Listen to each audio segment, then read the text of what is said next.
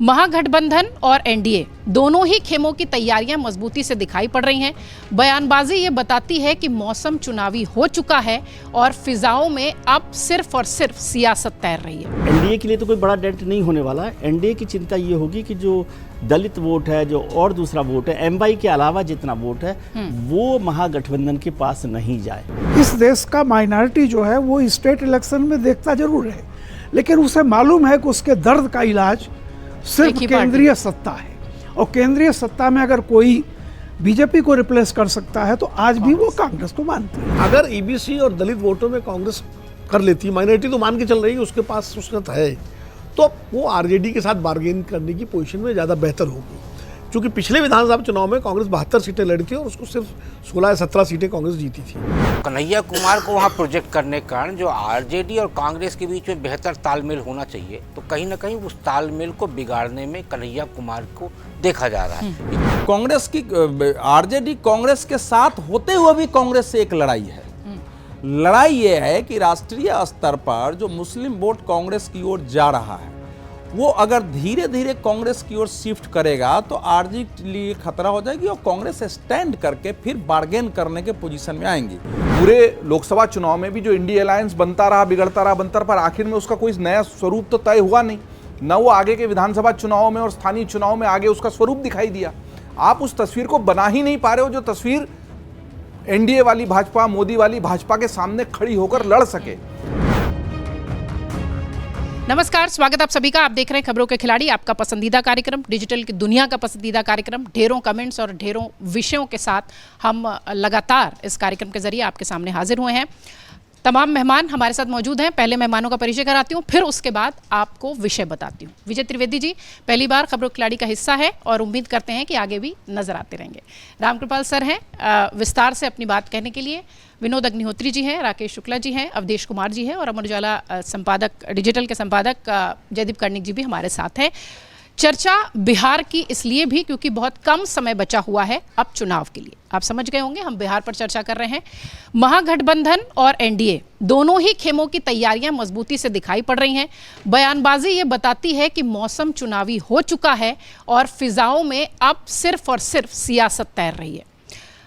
तेजस्वी यादव कहते हैं कि जैसे ही आरजेडी की सरकार आएगी, महागठबंधन की सरकार आएगी, हम सीधे सीधे वक्फ कानून को वापस ले लेंगे। इधर चिराग पासवान मजबूती से दिखाई पड़ते हैं, यानी इस खेमे में, एनडीए के खेमे में, और दलित वोटर्स इस चिंता से, या यूं कहें कि दलित नेता इस चिंता से गुजर रहे हैं कि अगर हमारे वोट इस तरीके से बंट जाएंगे तो कहानी किस ओर जाएगी, हमारा अस्तित्व किस ओर जाएगा।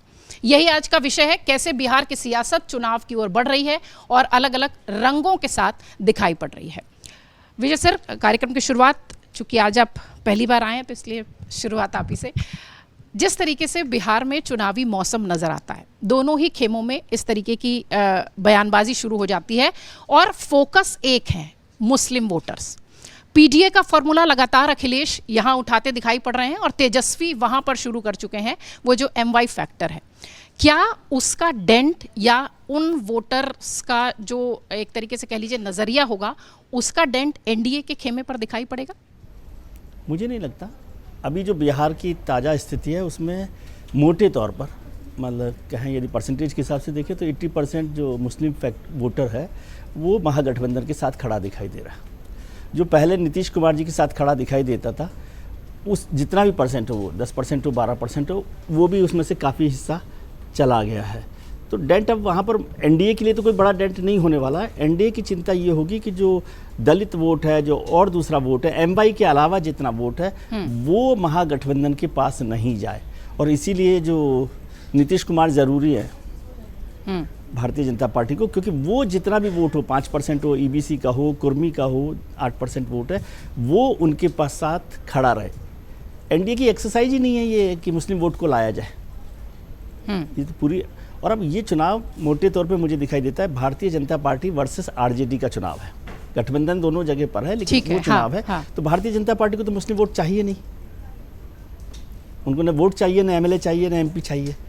तो इसलिए उनकी चिंता ये नहीं है कि मुस्लिम वोट से कोई नुकसान होने वाला है या फ़ायदा होने वाला है। वो गैर मुस्लिम वोट जितना है वो कितना एकजुट रह सकता है, उसकी एक्सरसाइज है। इसलिए जितनी छोटी पार्टियां भी हैं जो अदर जातियों की कास्ट की है, उन सबको वो साथ रखने की कोशिश कर रहे हैं। और हनुमान जो हैं वो किसकी लंका लगा सकते हैं इस पर उनका फोकस है। पिछली बार उन्होंने नीतीश कुमार जी की लगा दी थी, अब वो उस लंका को या उस व्यवस्था को साथ में चलना चाहते हैं या बचाना चाहते हैं। ये भारतीय जनता पार्टी की दुविधा यह है कि उन्हें नीतीश कुमार जी को इन चुनावों के बाद मुख्यमंत्री तो नहीं बनाना।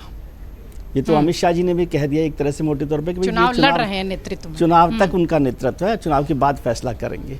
तो अब उनसे कितना फायदा हो सकता है, क्योंकि मान लीजिए नीतीश कुमार जी का वोट कम होता है, सीट्स कम होती हैं, तो फिर बीजेपी को भी, उस गठबंधन को भी नुकसान होगा ना। क्या उसको चिराग पासवान कॉम्पनसेट कर सकते हैं? क्या जीतन राम मांझी उसको कॉम्पनसेट कर सकते हैं? ये वाली लड़ाई चल रही है। और महागठबंधन का फोकस है कि वो ओवैसी के पास या कांग्रेस के पास या कुल मिलाकर वो वोट कहीं बटना नहीं चाहिए। तो महागठबंधन की चिंता मुस्लिम वोट को लेकर है। एनडीए की चिंता मुझे नहीं लगता कि उन्होंने छोड़ ही दिया मोटे तौर पर। उन्होंने छोड़ ही दिया है। उनकी चिंता इसलिए भी है क्योंकि दलित वोटर्स को जो है, शायद जैसा कि अभी विजय जी भी कह रहे हैं कि मुस्लिम वोटर्स पर उनका फोकस नहीं है, उनका वोटर दलित वोटर पर उनका फिलहाल फोकस है। अभी पिछले दिनों अगर देखिए तो लगातार बयानबाजी आ रही थी। मांझी शायद इनसिक्योर महसूस कर रहे हैं, कह रहे हैं कि चिराग पासवान या जिन हनुमान का जिक्र कर रहे थे कि वो बहुत ज़्यादा एक्टिव हो रहे हैं। क्या एनडीए के खेमे में ये जो दलित नेता लोग हैं ये थोड़ी तकलीफ दिक्कत पैदा करेंगे चुनाव से पहले? देखिए, अभी बिहार के बारे में आज की तारीख में कुछ भी कह पाना मुझे लगता है कि अनुमान लगाना गलत ही होगा, क्योंकि अभी तक तो पिक्चर साफ नहीं है। लेकिन एक बात तो है, जैसा विजय जी कह रहे थे कि एनडीए और इंडिया अलायंस, एनडीए में उतने तरह के फैक्शंस नहीं हैं, लेकिन इंडिया अलायंस का क्या स्वरूप होगा? देखिए, कांग्रेस जो है अभी भी उसको ये विश्वास है कि माइनॉरिटी कर्नाटक चुनाव के बाद से हमारी तरफ आई हुई है। सवाल ये है कि कांग्रेस और आरजेडी में कितना सीटों का समझौता होता है, क्या होता है, दोनों साथ लड़ेंगे या अलग हो जाएंगे? ओवैसी जी ने चिट्ठी लिखी है। तो मेरा केवल यह कहना है कि अभी बहुत सारी चीज़ें, क्या होगा नहीं होगा, क्योंकि इंडिया अलायंस, इधर आप देखिए केजरीवाल जी वहाँ जा रहे हैं लड़ने के लिए। तो एनडीए का सबसे ज़्यादा फायदा ये है कि अगर इंडिया अलायंस में वोटकटवा लोग अलग अलग जितने भी लड़ेंगे, मैं समझता हूँ कि अगर मान लीजिए कि मुस्लिम वोट 2% भी 1%, मैं नहीं कहता, मेजॉरिटी तो आरजेडी के साथ रहेगी, लेकिन बहुत सारे कारणों से, भाई बिरादरी के चलते, तमाम तरह से, और मैं फिर भी आज कहता हूं कि अगर कांग्रेस कहीं खड़ी होती है तो ये ठीक है कि लोग कांग्रेस को उतना वोट नहीं आएगा माइनॉरिटीज़ का, जैसी जगह जगह देखेंगे, लेकिन कांग्रेस को आप खारिज मत कीजिए, क्योंकि इस देश का माइनॉरिटी जो है वो स्टेट इलेक्शन में देखता जरूर है, लेकिन उसे मालूम है कि उसके दर्द का इलाज सिर्फ केंद्रीय सत्ता है। और केंद्रीय सत्ता में अगर कोई बीजेपी को रिप्लेस कर सकता है तो आज भी वो कांग्रेस को मानती है। ठीक है, बहुत बहुत अच्छी बात रामकृपाल सर ने कही। विनोद सर, दो चीज़ें हैं। सबसे पहले तो ये कि जिस तरीके से कांग्रेस अपने हिसाब से बिहार में काम करने की कोशिश कर रही है, कल मैंने कहीं देखा कि राहुल गांधी का स्टिकर लगा हुआ सैनिटरी नैपकिन जो है वो महिलाओं को बांटा जा रहा है। 100 सीटों पर कम पर तो मुझे लगता है कांग्रेस इस बार बात नहीं मानेगी। क्या आरजेडी और कांग्रेस में बात इस स्तर पर बन जाएगी कि आरजेडी 100 सीटों के लिए तैयारी कर ले, या फिर पेच फंसेगा महागठबंधन में? कांग्रेस की पूरी कोशिश जो है लोकसभा चुनावों के बाद, चूंकि लोकसभा चुनाव में कांग्रेस का स्ट्राइक रेट आरजेडी से बेहतर था। हाँ, तो तेजस्वी ने कहा भी था कि हम अगर इतनी सीटें नहीं देते तो हमें फायदा होता। और हाँ, नहीं मतलब सीटें ज़्यादा आरजेडी लड़ी थी, कांग्रेस तो 7-8 सीटें ही लड़ी थी, उसके बाद वो 4 उसके जीत गए। आरजेडी ज़्यादा सीटें लड़ी थी, उसके 3 ही जीते। तो स्ट्राइक रेट के हिसाब से कांग्रेस का स्ट्राइक रेट अच्छा था। फिर यूपी में जो नतीजे आए तो कांग्रेस के अंदर एक उम्मीद ये जगी है, जैसा रामपाल जी ने कहा कि तो माइनॉरिटी उसकी तरफ आकर्षित है देश भर में। दूसरा, दलितों पर उसका जो है फोकस है। जो राहुल गांधी का संविधान बचाओ जो पूरा चल रहा है, मुहिम अभी भी चल रही है, जगह जगह सम्मेलन कर रहे हैं, उसका सबसे बड़ा फोकस दलित और ईबीसी है, जो छोटा ओबीसी ईबीसी जिसको हम लोग बोलते हैं। और इसीलिए बिहार में जगह जगह उनके सम्मेलन हो रहे हैं। वो कोशिश उनकी ये है कि जो कि बिहार में स्थिति ये है, दलित वोटों में एक तो पासवान वोट है, वो चिराग पासवान के पीछे एकजुट है, उसमें कोई किसी को शक नहीं होना चाहिए।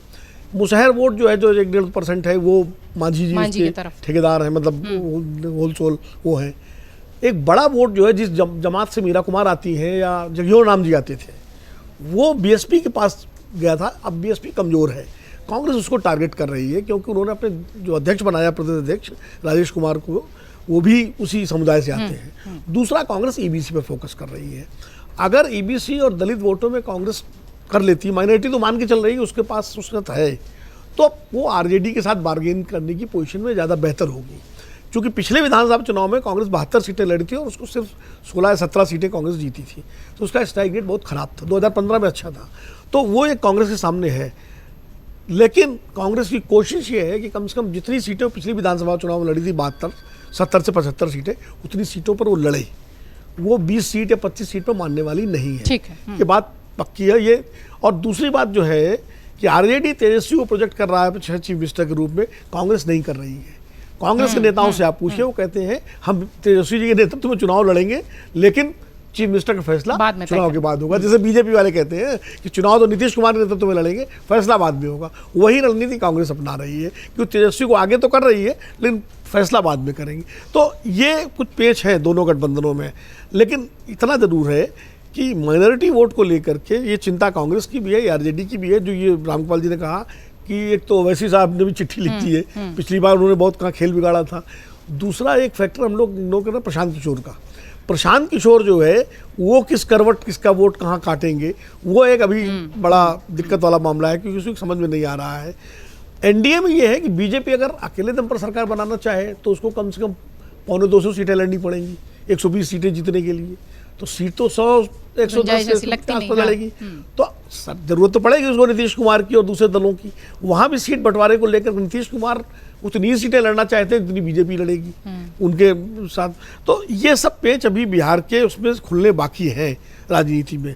लेकिन आने वाले दिनों में जिस तरह से जैसे जैसे समय आ रहा, बिहार की राजनीति बहुत बेहद दिलचस्प होने वाली है और हम लोगों को उसको देखना पड़ेगा। लेकिन मुकाबला मुख्य रूप से वहाँ आरजेडी और बीजेपी के की बीच ज़्यादा दिखाई बड़ी पड़े। फोर्स है दोनों। ठीक है राकेश सर, यूपी में 2 लड़के राहुल और अखिलेश, क्या बिहार में वो जो चमत्कार लगातार गठबंधन के लोग कह रहे थे, तेजस्वी और राहुल दिखा पाएंगे?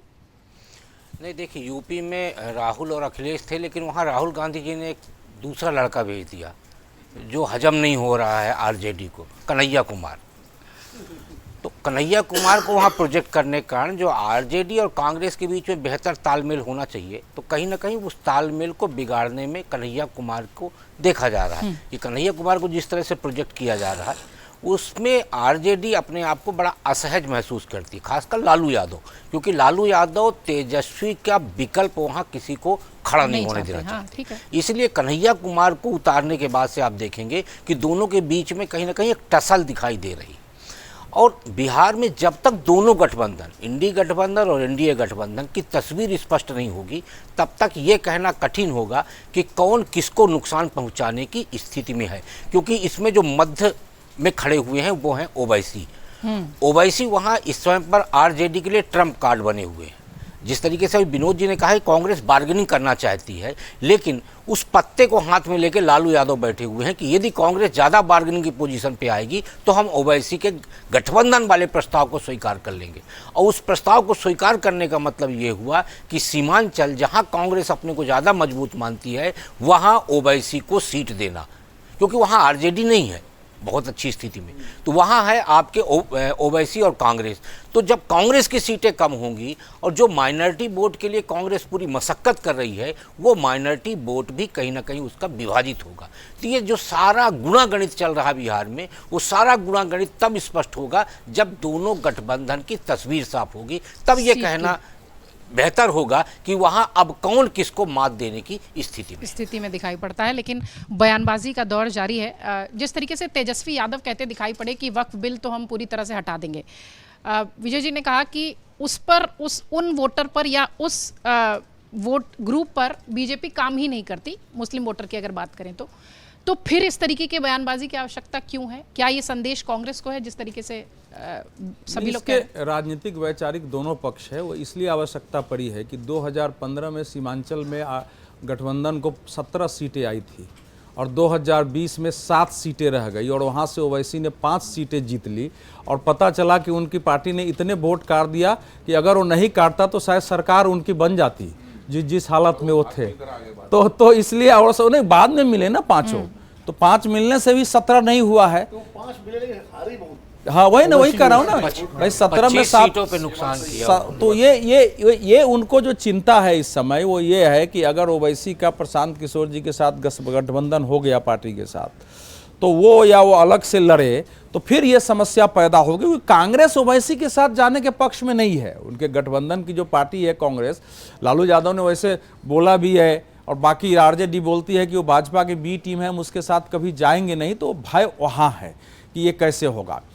जो 2020 का CSDS का सर्वे था उसमें 77% वोट फिर भी मुसलमानों का आरजेडी को मिला था, लेकिन 12% वोट ओवैसी की पार्टी को चला गया था और जेडीयू और बाकी सबको मिला के 11% वोट में था। तो जेडीयू को और बाकी उसको मुसलमान वोट पिछले 2020 में दिए ही नहीं थे। तो विजय जी की एक, अब जानते हैं कि मैं विजय जी की जो टिप्पणी है वो एक पत्रकार की टिप्पणी है कि वो चाहिए ही नहीं, मिलता ही नहीं है, दिया ही नहीं 2020 में, तो उसके चक्कर में इस समय पढ़ना क्यों है? जो वोट मिलने वाला है उसके चक्कर में पड़े। चाहिए सबको सभी का वोट, लेकिन वो नहीं है। तो इसीलिए वो उसका एक बड़ा कारण ये लगता है। दूसरा है कि देखिए इस समय कांग्रेस की आरजेडी कांग्रेस के साथ होते हुए भी कांग्रेस से एक लड़ाई है। लड़ाई यह है कि राष्ट्रीय स्तर पर जो मुस्लिम वोट कांग्रेस की ओर जा रहा है, वो अगर धीरे धीरे कांग्रेस की ओर शिफ्ट करेगा तो आरजेडी के लिए खतरा हो जाएगी और कांग्रेस स्टैंड करके फिर बार्गेन करने के पोजीशन में आएंगी। कांग्रेस ने 3 श्रेणी में अपने सीट बांटे हैं। पहली श्रेणी में 30 सीटें रखा है, जिसमें वो 2015-20 में चुनाव लड़े थे और जहां जहां जीत गए दोनों मिला करके। दूसरी श्रेणी में रखे हैं जहां सेकंड पोजीशन में, तो 31 सीटें हैं।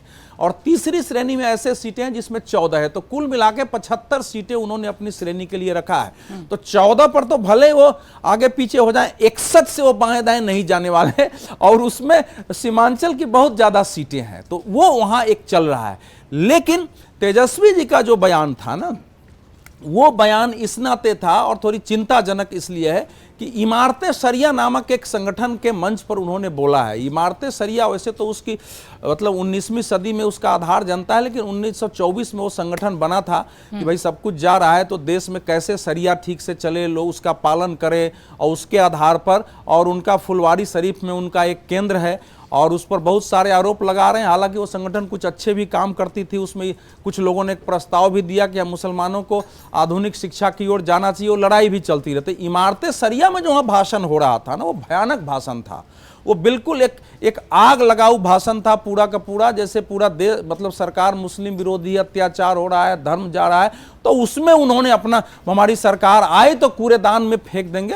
ये बहुत ही मतलब आपत्तिजनक बयान था। केंद्र सरकार के बने हुए कानून को चुनाव जीतने के लिए ये आप एक संविधान के तहत कानून बने, उसके विरोध करने का आपको अधिकार है। आप उप मुख्यमंत्री रहे हैं, लोगों ने कहा पॉलिटिकल बयान होता है, लेकिन जहां एक तरफ बयान हो रहा है, अगर मुस्लिम वोट भी चाहिए देश में किसी को, तो वहां इतनी तो बोल ही सकते थे कि भाई हम भी केंद्र के शासन में रहे हैं, राज्य में भी हम शासन में रहे हैं, इतनी स्थिति आपकी खराब नहीं है, हम लोगों ने भी आपको, विपक्ष में भी हम आपके साथ हैं, इसलिए भारत इस प्रकार का भाषा नहीं हो। उतना बोल के अगर वो बोले होते तो एक चिंताजनक है।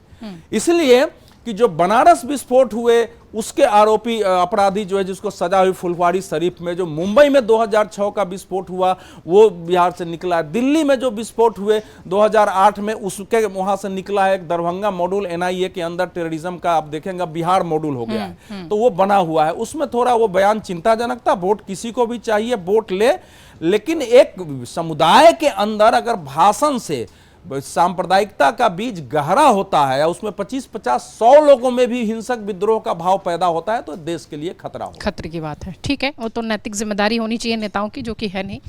बिहार में जिस तरीके से इस वक्त की कहानी दिख रही है, सभी ने कहा कि थोड़ी जल्दबाजी होगी क्योंकि गठबंधन की कहानी बहुत अलग अलग चल रही है। विजय सर ने बहुत जल्दीबाजी में बोल गए वो कि MY तो कभी भी वो नहीं था, नीतीश इसलिए भी शायद बीजेपी की ज़रूरत है। तो ज़रूरी और मजबूरी दोनों ही नीतीश कुमार बिहार में दिखाई पड़ रहे हैं। कैसे ये MY फैक्टर साथ न आने के बावजूद भी NDA अपना काम बिहार में कर पाएगा, तब जबकि प्रशांत किशोर भी एक्टिव हैं, तब जबकि कन्हैया कुमार भी एक्टिव हैं, तब जबकि हनुमान जी भी एक्टिव हैं। ये सारे ही एक्टिव रहते हैं और जैसा मैंने पिछली बार भी कहा था कि वैसे तो देश में सारे ही चुनाव बड़े पेचीदा होते हैं, पर जितना पेचीदा चुनाव बिहार का होता है, बहुत मजबूत स्थिति में होने के बाद भी कोई आश्वस्त नहीं होता। और ऐसा बिहार के चुनावों ने चौंकाया भी है। पूर्व के हम उन नतीजों की बात भी कर चुके हैं। इस बार चुनाव महत्वपूर्ण और दिलचस्प इसलिए हैं कि जहां नीतीश कुमार एनडीए की मजबूरी बने हुए हैं और भाजपा कोई भी अपना ऐसा चेहरा खड़ा नहीं कर पाई जो उनको रिप्लेस कर सके, वहीं दूसरी ओर नीतीश कुमार की खुद की जो वास्तविक स्थिति है अभी स्वास्थ्यगत कारणों से, अन्य कारणों से, तो उस वजह से वो उतनी मजबूती से उनको प्रोजेक्ट, अभी विवाद हुआ ही है ना, मोदी जी के पोस्टर लगे सब जगह, उसको विपक्ष ने बड़ा मुद्दा बनाया कि आप नीतीश कुमार के चेहरे पे लड़ना चाह रहे थे चुनाव, लेकिन चूंकि नीतीश कुमार नाम के लिए पर पोस्टर जो लगे उसमें मोदी जी का चेहरा लग गया और उन पोस्टरों को लेकर बड़ा विवाद भी बिहार में शुरू, और ये चलता रहेगा। देखिए, जहां भाजपा को फायदा मिलता है वहां ये है कि कुछ भी हो, नीतीश कुमार साथ में तो हैं, केंद्र में भी उनको साथ में रखा है, साध के रखा है, उनको इतना बड़ा पलटी मार करके बताया गया और उन्होंने कहा भी, मतलब लालू यादव के हालचाल पूछने जाते रहे, साथ में भी ले आए, उसके बावजूद उनको अगर साथ में रखा है तो एनडीए का किला मजबूत है, एनडीए का वोट बैंक मजबूत है और उसी मजबूती पर उनको काम करना है। जो बनी हुई इमारत है उसी को बिल्ड करना है आगे। लेकिन दिक्कत हमेशा विपक्ष की है।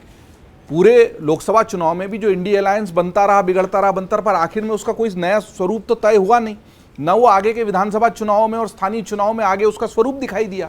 आप उस तस्वीर को बना ही नहीं पा रहे हो जो तस्वीर एनडीए वाली भाजपा, मोदी वाली भाजपा के सामने खड़ी होकर लड़ सके। हर चुनाव में स्थानीय समीकरण ज्यादा हावी हो रहे हैं। एक लोकसभा में सीटें कम कर देने के अलावा कोई बड़ी उपलब्धि नहीं है और उसका भी मुद्दा हम जानते हैं और बड़ी विस्तार से उस पर बहसें हो चुकी हैं। बिहार में बड़ी बात यह होगी, असदुद्दीन ओवैसी को उनकी शक्ति बहुत, अवधेश जी चूंकि बिहार को करीब से देखते हैं सारे मुद्दे पर, उन्होंने बताया ना अच्छे से कि इतने वोट उन्होंने काट दिए, सीटें 5 आई बाद में, भले ही वो सारे चले गए पलट के। अब असदुद्दीन ओवैसी ये चाहेंगे कि ऐसा नहीं हो, कि वो ऐसी ज़मीन तैयार करें, मेहनत भी करें, वोट भी लाएं। और अभी खास तौर पर वक्फ बिल, जिसका आपने शुरू में चर्चा में जिक्र भी किया, उसको लेकर तेजस्वी ने जानबूझकर उस राग को छेड़ा है, क्योंकि वो राग इन वोटरों को, जिनकी वजह से वोट कटे थे, निश्चित तौर पर प्रभावित करेगा। और भाजपा तो मानती है कि वोट हमें नहीं मिलेगा, लेकिन भाजपा अपने वोट बैंक पर काम कर रही है, जैसा मैंने कहा, और उसी को मजबूत कर रही है। जो उनकी इमारत बनी हुई है, बस वो ढह नहीं जाए, सेंध नहीं लग जाए, चिराग मजबूती से बने रहे, पिछड़े वोटरों वाला चिराग वाला पक्ष मजबूत बना रहे और नीतीश कुमार उनके साथ बने रहे, उनको उस पर मेहनत करनी है। लेकिन यहाँ पहले तो टुकड़े जोड़नी है, उस जिक्सॉ पजल को जोड़ना है। ओवैसी प्रशांत किशोर के साथ चले जाएंगे या महागठबंधन में कांग्रेस उनका विरोध कर रही है, जिसका कारण भी बहुत स्पष्ट है। देखना यह है विपक्ष का असली समीकरण क्या सामने आता है। अगर विपक्ष का समीकरण सामने नहीं आएगा तो एनडीए को फायदा मिलेगा। अगर विपक्ष ऐसा मजबूत समीकरण बना दे कि ये कटने वाले वोट जुड़ जाएं, तो एनडीए के माथे की शिकन बढ़ जाएगी। नीतीश कुमार पहले ही चिंता का विषय बने हुए हैं एनडीए के लिए। बिल्कुल जी, ऐड करें। ओवैसी जी की एक छवि थी कट्टरवादी मुस्लिम नेता की, लेकिन ऑपरेशन सिंदूर के दौरान जो उनकी भूमिका रही और जिस तरह विदेश गए डेलीगेशन में, उससे उनकी छवि बदल गई। तो अब उनके साथ जाने में किसी को कोई दिक्कत होनी नहीं चाहिए। अब वो राष्ट्रवादी हो गए हैं, वो वैसे ही बड़ा फैक्टर हो गए हैं और राष्ट्रवादी हो गए हैं। से विनोद सर का एक अलग संकेत था, इस पर कभी और चर्चा करेंगे। बहुत धन्यवाद आप सब मेहमानों का। बिहार का चुनाव जिस तरीके से सारी टिप्पणियां आई हैं, निश्चित तौर पर बहुत दिलचस्प होने वाला है। और वैसे भी उत्तर प्रदेश और बिहार का चुनाव होता ही बहुत दिलचस्प और मजबूत है, क्योंकि जब चुनाव का मौसम नहीं होता तब भी वहाँ पर जमकर सियासत होती है और उसकी चर्चा देश भर में होती है। और इस बार तो बिहार में चुनाव ही है। बिहार चुनाव की हर अपडेट हम आप तक पहुँचाएंगे और खबरों के खिलाड़ियों के जो शानदार और जानदार टिप्पणियां हैं वो भी हम आप तक पहुंचाएंगे। बहुत शुक्रिया आप सबका।